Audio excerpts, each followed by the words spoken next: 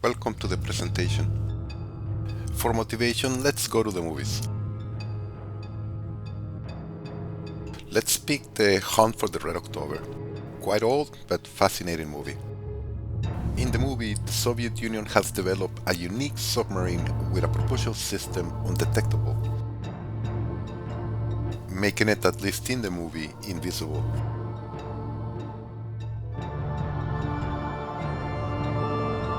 Who is then going to be a hero? Is there a mathematical tool that can actually help with this problem? Captain? Sir, the moment that sub went silent and I thought I heard some singing, I heard something in the background, real faint. And then, after all those subs took off, I caught it again and I managed to get it on tape. I washed it through the computer a few times and I was able to isolate this sound. Watch a sound. Yes, we will be talking about a mathematical tool, time frequency analysis, that will allow us to do that, to visualize a sound signal or any one-dimensional signal. We will be talking about the short time Fourier transform, which is a two-dimensional linear transformation as expressed in that equation. Let's start by talking about what x of m, that term, is in that equation. As you can see, x is the one-dimensional signal that we will be analyzing. Notice how it is shown as a continuous signal, so the time index is seconds. But of course, in a computer we will be working with a discrete signal, so the time index will be that, an index. The w in the expression is just a time domain window. This time domain window w multiplies x, basically isolating a group of samples. The window will be shifting from left to right, skipping L samples at a time. Before we continue with time frequency analysis, let's see how things look if we take the discrete Fourier transform of the original signal x.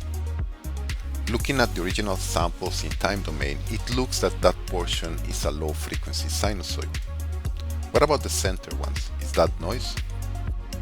That one is definitely a transitory, but can we see it in frequency?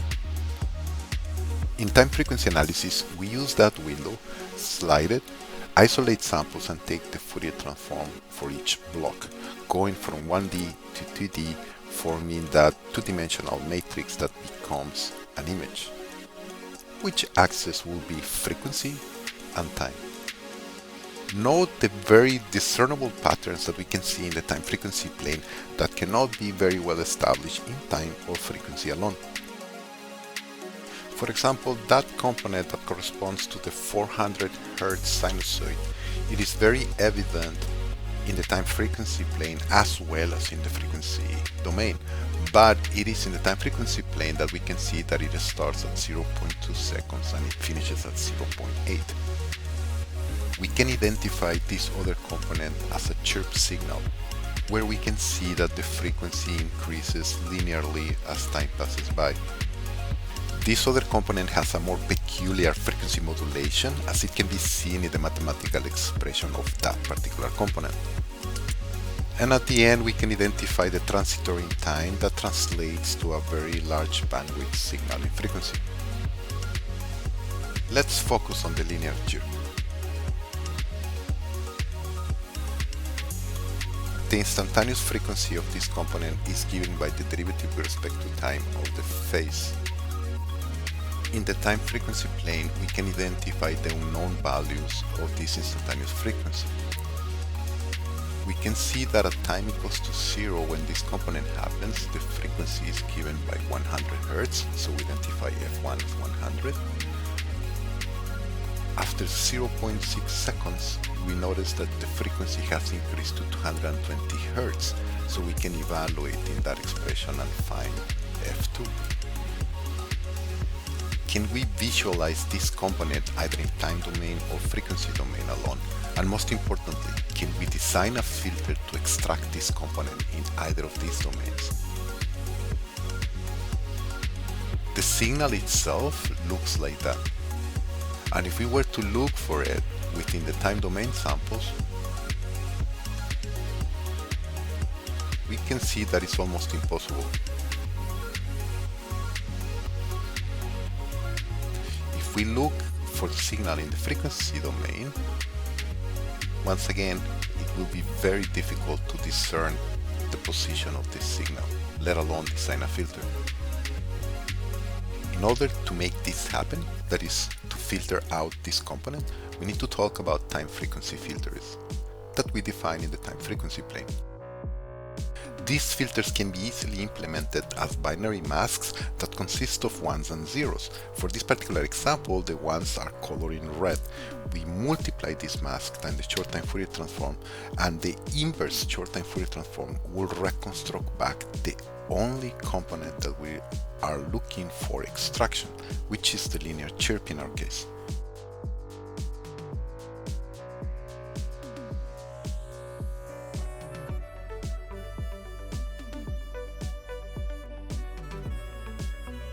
We do need to talk then about the inverse short time Fourier transform.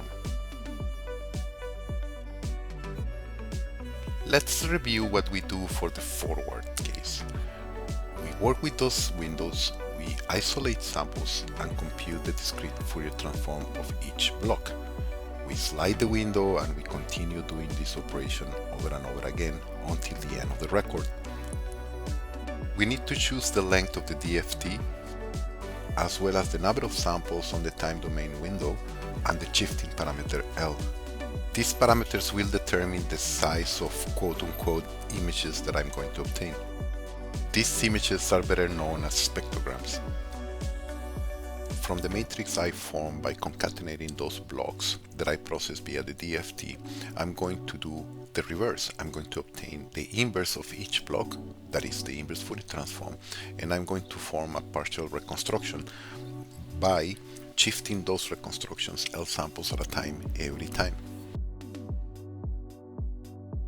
Adding all those blocks will form the reconstruction of the signal that I'm looking for. Note the overlap during the analysis of those time domain windows.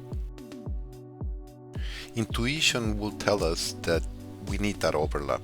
If I choose an overlap longer than, for example, the length of the window divided by 2, I will end up with those gaps that I cannot recover.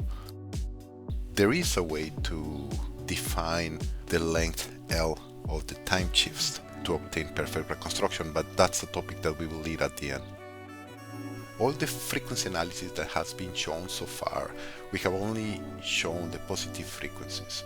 These are real signals, so they have even symmetry, so there's no need to show the negative frequencies. Of course, by the time we need to define filters, we do need to consider both positive and negative frequencies. In this example, let's start by listening to the audio signal that consists of all the components. Let's hear the filtered component. Here is the implementation of an algorithm that performs the short time Fourier transform in MATLAB first. Implemented as a function, it requires the signal.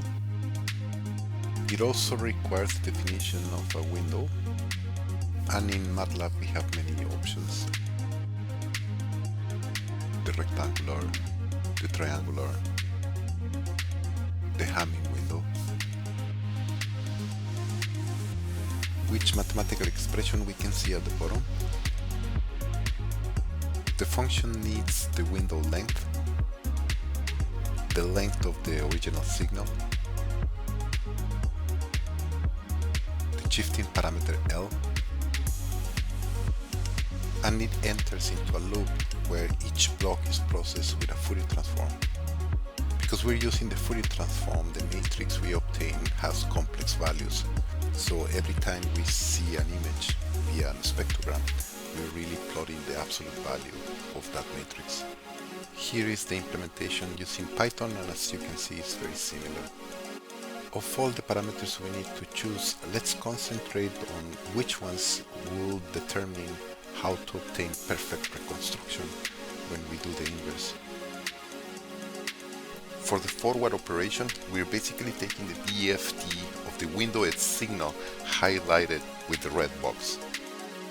Let's focus on the time shifting parameter L and define the condition on that sum as a necessary one in order for us to obtain perfect reconstruction. Basically, what that condition says is that the parameter L should be chosen such that the summation of the window shifted replicas have a constant value. Ideally 1, but constant will be okay, and we will see that later on. If we multiply this condition by x, we can identify that what we are doing in order to reconstruct that signal x is just to take the inverse Fourier transform of all those blocks in the matrix that we formed before and shift the reconstruction as mentioned, but under this condition we will be doing it perfectly. Perfectly in the sense that we can reconstruct the original values of x. Let's choose for the analysis window the Hamming with a length of 32 samples. Choosing L equals to 25, we can see that the shifted summation of those windows do not yield 1, as the condition implies, or flat. If we choose L equals to 20, we can see that the ripples on the summation are less than before. Choosing L equals to 16 looks like a better choice. This is what we obtained for L equals to 10, and it's looking actually better and better. Let's try to be more precise and choose that value L mathematically. This condition can be interpreted as the convolution of a time domain window W with a train of impulses S. Note that the separation between impulses are L samples. This convolution in time becomes a multiplication in frequency. Let's focus on using a Hamming window of length 128 samples. The Fourier transform of a train of impulses is another train of impulses as it is shown in blue. When we multiply, this is what we obtain. Let's zoom on the spectra of the analysis window. This product should be equal to the Fourier transform of 1, which is equal to 2 pi and an impulse exactly at 0 and nowhere else. In order for us to have such a product being equal to that impulse shown in purple, we need to align those impulses in blue to the zeros of the frequency response of W. Note that the sum of the shifted windows in time is not equal to 1, but a factor, and that's what I meant when I said flat. This factor implies an attenuation or amplification of the signal that can be easily corrected in the final reconstruction. Choosing for another value of L, we can see that the impulses misalign to the zeros of the frequency response of W, and we will not obtain, in this case, the reconstruction that we would like to have. Let's look closely at the expression of the Fourier transform of the Hamming window. The zeros on W are periodic, therefore there will be more than one choice for L, so therefore we have k equals to 1, 2, 3, 4, 5, and so on. For the remaining expression of the Fourier transform of the window, we have the 0 positions there, which once again should align to the positions of the Diracs, and that will lead to this different set of choices. When we combine them together, we can form this table where for different values of k, we will have, of course, different values of choices for L, as we can see there. So for this particular length window, we will have 4, 6, 8, 16, and so on as possible positions for L. We can perform a similar analysis using a different type of window, like for example the flat top weighted. We can see that for different values of L, the condition of the sum is not necessarily flat. An easy implementation of how to find the value L can be by just analyzing the variance of those values highlighted in yellow. For the flat top window, we can see that we have a range of options for minimizing that variance and obtain a flat response. So for example, for L equals to 20 works really well, but for L equals to 50 it doesn't. For the Hamming window, these are the values of the variance, and as we can see, we have some choices where we will minimize it to 0. So those will be excellent values for L.